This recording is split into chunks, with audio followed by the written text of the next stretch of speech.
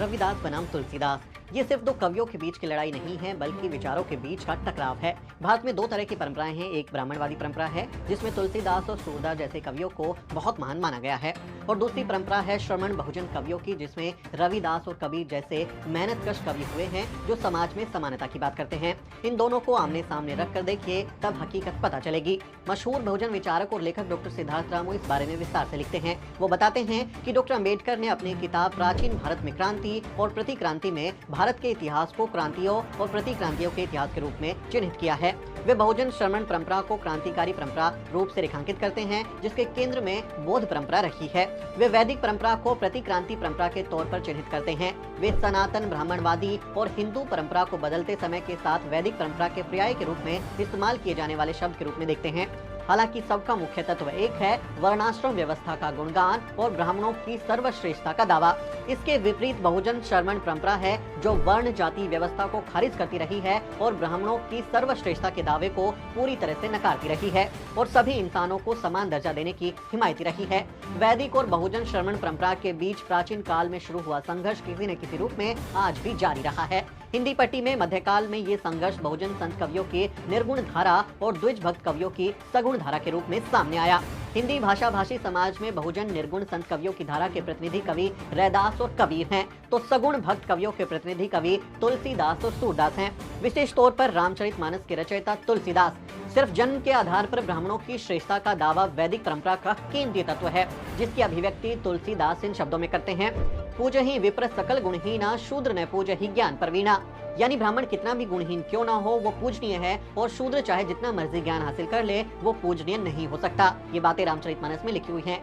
इसके विपरीत गुण और कर्म आधारित श्रेष्ठता बहुजन श्रमण परंपरा का केंद्रीय तत्व है, जिसकी अभिव्यक्ति रैदास इन शब्दों में करते हैं: रैदास बाभन मत पूजिए जो होवे गुणहीन, पूजिए चरण चंडाल के जो होवे गुण प्रवीण। वैदिक परंपरा परजीवी मूल्यों की वाहक रही है, और जबकि बहुजन श्रमण परंपरा श्रम को एक श्रेष्ठ मूल्य के रूप में स्वीकार करती है। यही कारण है कि द्विज जातियां दलित बहुजनों के श्रम पर पलती रही हैं, और इस पर परजीवन पर भी वो अभिमान करती रही हैं, और इसके आधार पर ही वो अपने आप को श्रेष्ठ कहती हैं। उनकी नज़र में जो व्यक्ति श्रम करता है, जितना ज़्यादा श्रम करता है, वो उतना नीचा है, और जो व्यक्ति मेहनत से ज़्यादा दूर रहता है, जो कम मेहनत करता है, वो उससे ज़्यादा श्रेष्ठ हो जाता है। इस तरह की उनकी सोच है। इसके उलट जो दलित बहुजन परंपरा है, जिसमें श्रम संस्कृति की वाहक रही है, वो रैदास इस बात को स्वीकार करते हैं कि मेहनत और श्रम ही इसका मूल है।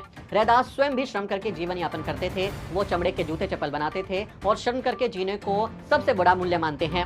वो घर बार छोड़कर वन जाने या संन्यास लेने को ढोंग या पाखंड कहते हैं। वो लिखते हैं: नेक कमाई जहु करहि, गृह तजी बन ना ही जाए। रैदास अभिमानी परजीवी ब्राह्मण की तुलना में श्रमिक को ज्यादा महत्व देते हैं। वो लिखते हैं: धर्म कर्म जाने नहीं, मन में जाति अभिमान, ऐसो ब्राह्मण सो भलो, रविदास श्रमिक कहु जान।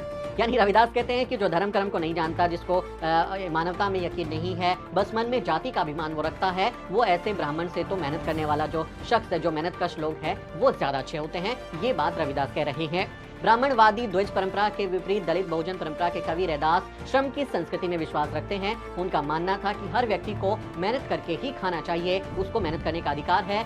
रविदास श्रम कर खाइए, जो लो पार बसाए, नेक कमाई तो करहि, कबू न निष्फल जाए। यानी जो रविदास है वो कह रहे हैं कि आप मेहनत करते रहिए, वो कभी निष्फल नहीं जाएगी, आप मेहनत की कमाई का ही खाइए। बुद्ध की तरह रैदास ने भी ऊंच नीच अवधारणा की जो ये जमीन है और ये जो पैमाना है, इसको पूरी तरह से उलट कर रख दिया। वो कहते हैं कि जन्म के आधार पर कोई नीच नहीं होता, बल्कि व्यक्ति वो नीच होता है जिसके हृदय में संवेदना और करुणा नहीं होती। वो लिखते हैं: दया धर्म जिन में नहीं, हद पाप को कीच, रविदास जिन नहीं जानी हो, महापात की नीच। उनका मानना है कि व्यक्ति का आदर और सम्मान उसके कर्म के आधार पर करना चाहिए, जन्म के आधार पर कोई पूजनीय नहीं होता। बुद्ध, कबीर, फूले और बाबा साहेब डॉक्टर अम्बेडकर, पेरियार की तरह रैदास भी साफ साफ कहते हैं कि कोई ऊंच या नीच अपने मानवीय कर्मों से होता है, जन्म के आधार पर कोई ऊंच नीच नहीं हो सकता। वो लिखते हैं: रैदास जन्म के कारण है, होत न कोई नीच, नर कहूँ नीच करी डारी, ओच कर्म की कीच। डॉक्टर अंबेडकर की तरह रैदास का भी कहना है कि जाति एक ऐसा रोग है जिसने भारतीयों की मनुष्यता का नाश कर दिया है। वो लिखते हैं कि जाति इंसान को इंसान नहीं रहने देती, उसे ऊंच नीच में बांट देती है। एक जाति का आदमी दूसरी जाति के आदमी को अपने ही तरह का इंसान मानने की जगह ऊंच या नीच के रूप में देखता है। रैदास का कहना है कि जब तक जाति का खात्मा नहीं होता तब तक लोगों में इंसानियत जन्म नहीं ले सकती। वो लिखते हैं, जात पात के फेर में उलझी रहे सब लोग, मानुषता को खात है रैदास जात का रोग। वे ये भी कहते हैं कि जाति एक ऐसी बाधा है जो आदमी को आदमी से जुड़ने नहीं देती। वे कहते हैं, एक मनुष्य दूसरे मनुष्य से तब तक नहीं जुड़ सकता जब तक जाति का खात्मा नहीं हो जाता। वो ये दोहा कहते हैं कि जात जात में जात है जो केतन के पात, रैदास मनुष्य न जुड़ सके जब लो जात में जात। दलित बहुजन परंपरा के अन्य कवियों की तरह रैदास भी हिंदू मुस्लिम के बीच में कोई भेद नहीं करते। वे दोनों के पाखंड को उजागर करते हैं। वे साफ शब्दों में ये भी कहते हैं कि न मुझे मंदिर से ही कोई मतलब है और ना ही मस्जिद से, क्योंकि दोनों में ही ईश्वर का वास नहीं है। वो लिखते हैं, मस्जिद सो कुछ घिन नहीं, मंदिर सो नहीं प्यार, दो अल्लाह हरि नहीं कहे रविदास उचार। रैदास मंदिर मस्जिद से अपने को दूर रखते हैं, लेकिन हिंदू मुस्लिम दोनों से प्रेम करते हैं। वो इंसानियत से प्रेम करते हैं। वो लिखते हैं, मुसलमान से दोस्ती हिंदुवन से कर प्रीत, रविदास ज्योति सब हरि की सब हैं अपने मीत। रैदास बार बार इस बात पर जोर देते हैं कि हिंदू और मुसलमानों में कोई भेद नहीं है। जिन तत्वों से हिंदू बने हैं उन्हीं तत्वों से मुसलमान बने हैं। दोनों के जन्म का तरीका भी एक ही है। हिंदू तुरुक मही नाही कछु भेदा, दुई आयो एक द्वार, प्राण पिंड लोह मांस एक ही रविदास विचार। यानी दलित जो बहुजन वैचारिकी के जो रविदास कवि हैं वो कहते हैं इनमें कोई भेद नहीं है, इंसान इंसान में भेद नहीं है, हिंदू मुसलमान उसी रास्ते से आए हैं जहाँ से सब आए हैं। वो ये बात को स्थापित करते हैं। जब दूसरी तरफ आप देखते हैं तुलसीदास वो जन्म के आधार पर अपने आप को ब्राह्मणों को श्रेष्ठ बताते हैं। दलित बहुजन परंपरा के अन्य कवियों की तरह रैदास के मन में भी अपनी जाति और पेशे को लेकर कोई हीनता बोध का भाव नहीं है। आप देखें बाकी लोग हमारे काम को कितना नीचा बताते हैं, लेकिन ये भी एक बड़ा फर्क हमें तुलसीदास और रविदास में देखने को मिलता है। तुलसी के वर्णाश्रम आधारित राज्य के विपरीत जो तुलसी का ये एक कॉन्सेप्ट है कि वो चतुर्वर्ण के आधार पर ही एक सर्वोत्तम राम राज्य स्थापित होगा, उसके विपरीत उसके उलट जब आप देखते हैं तो रैदास बेगमपुरा के रूप में एक ऐसे समाज की कल्पना करते हैं जो राष्ट्रपिता ज्योतिबा फूले के आदर्श बली राजा को आदर्श मानती है, उनके विचारों पर चलती है। डॉक्टर अंबेडकर के आदर्श जो है समाज की कल्पना है वो आपको देखने को मिलेगा। और मार्क्स का जो समाजवादी समाज की कल्पना है उससे भी मेल खाता है। यानी मार्क्स और जो ये बाकी थिंकर बहुत बाद में इस तरह के समाज की कल्पना कर रहे हैं। बेगमपुरा शहर की कल्पना हमारे रविदास महाराज उनसे भी बहुत साल पहले कर चुके हैं। वो जो उनका शहर है वो ऐसा शहर है जहाँ पर किसी के साथ कोई भेदभाव नहीं होता। बेगमपुरा शहर को नाउ दुखू अंदोही नहीं तिही ठाऊ, ना तस्वीह खिराजू ने मालू, खौपुन खता ने तरसू जुवालू, अब मोही खूब बतन गह पाई, कहाँ खैरी सदा मेरे भाई, कायमू दाइमू सदा पाती साही, दोम ने सोम एक स्वाही, आबादानु सदा मशहूर, उहा गनी बसही मामूर, त्यों त्यों सैल करही ज्यों भावे, महरम महल को न अटकावे, कह रविदास खलास चमारा, जो हम सहरी तू मीत हमारा। इस पद में संत रविदास ने अपने समय की व्यवस्था से मुक्ति की तलाश करते हुए जिस दुख विहीन समाज की कल्पना की है उसी का नाम बेगमपुरा या बेगमपुर शहर है। रविदास साहब इस पद के द्वारा बताना चाहते हैं कि उनका आदर्श देश बेगमपुर है, जिसमें ऊंच नीच अमीर गरीब और छुआछूत का भेद नहीं है, कोई लिंग भेद नहीं है, अमीरी गरीबी से कोई फर्क नहीं पड़ रहा, जहाँ कोई टैक्स देना नहीं पड़ रहा, जहाँ कोई संपत्ति का मालिक नहीं है, कोई अन्याय वहाँ नहीं होता, कोई चिंता नहीं है, कोई आतंक नहीं है, कोई यातना और शोषण नहीं है। रैदास अपने शिष्यों से कहते हैं, ऐ मेरे भाइयों, मैंने ऐसा घर खोज लिया है, यानी उस व्यवस्था को पा लिया है जो हालांकि अभी दूर है पर उसमें सब कुछ न्यायोचित है। उसमें कोई भी दूसरे तीसरे दर्जे का नागरिक नहीं है, बल्कि सब एक समान है। वह देश सदा आबाद रहता है, वहाँ लोग अपनी इच्छा से जहाँ चाहे जाते हैं, जो चाहे कर्म या व्यवसाय करते हैं, उन पर जाति धर्म या रंग के आधार पर, लिंग के आधार पर कोई प्रतिबंध नहीं है। उस देश में महल यानी जो सामंत हैं वो किसी के भी विकास में बाधा नहीं डालते। रैदास चमार कहते हैं कि जो भी हमारे इस बेगमपुरा के विचार का समर्थक है वही हमारा मित्र है। रैदास के बेगमपुरा के विपरीत तुलसीदास के राम राज्य की परिकल्पना वर्णाश्रम धर्म यानी वर्ण व्यवस्था जाति व्यवस्था पर आधारित है। राम राज्य का सबसे बड़ा लक्षण बताते हुए तुलसीदास लिखते हैं कि राम राज्य में सभी लोग अपने वर्णाश्रम धर्म का पालन करते हुए वेदों के दिखाए रास्ते पर चलते हैं। वर्णाश्रम निज निज धर्म निरत वेद पथ लोग, चल ही सदा पावहि सुखद, नहीं भय शोक न रोग। राम राज्य में वर्णाश्रम व्यवस्था को कोई उल्लंघन नहीं कर सकता। हम सभी जानते हैं कि वर्णाश्रम धर्म का पालन करने का मतलब है कि शूद्र द्विजों की सेवा करे और महिलाओं के जो है महिलाएं पुरुषों की सेवा करे, यही उनका फॉर्मूला है।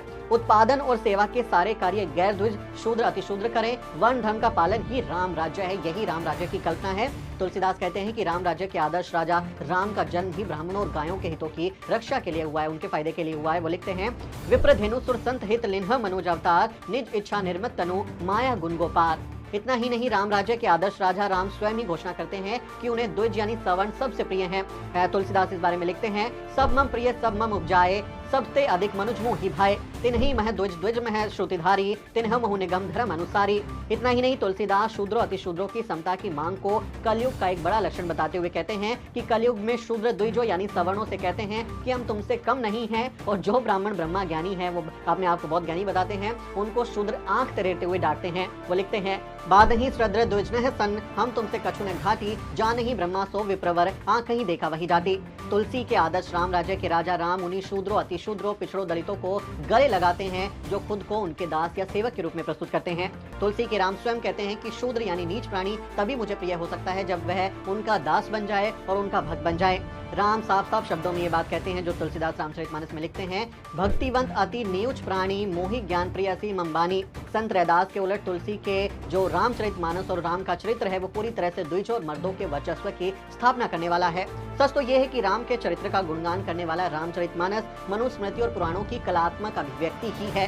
राम के चरित्र को न्याय का प्रतीक बताकर और रामचरितमानस को प्रगतिशील साहित्य घोषित कर रामविलास शर्मा, शिव कुमार मिश्र, विश्वनाथ त्रिपाठी और नामवर सिंह जैसे वामपंथी आलोचकों ने भी उत्तर भारत में द्विज पुरुषों के सांस्कृतिक वर्चस्व की परंपरा को और मजबूत बनाया है।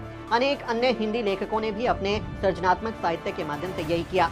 ऐसा करके उन्होंने हिंदी समाज के वर्ण जातिवादी और पितर सत्तात्मक चरित्र को मजबूत बनाया है।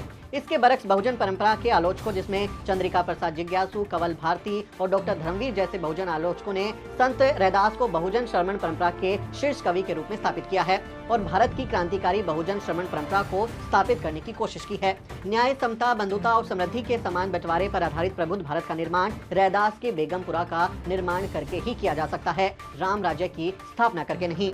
ब्राह्मणवादी तुलसीदास और समतावादी संत रविदास का जो ये कंपैरिजन है, जो ये बातें हमने आपको बताई हैं, ये वीडियो आपको कैसा लगा, ये बातें आपको कैसे लगी, आपसे अपील है कमेंट करें, हम आपके कमेंट पढ़ेंगे, उस पर रिस्पॉन्स करने की भी कोशिश करेंगे। आपसे अपील है इस वीडियो को दूसरे लोगों के साथ भी शेयर करें ताकि उनको समझने में आसानी हो कि असल में ये सब खेल है क्या। आपसे अपील है कि आप हमारे चैनल को भी जरूर सब्सक्राइब करें। अगले किसी वीडियो में मुलाकात होगी, तब तक आप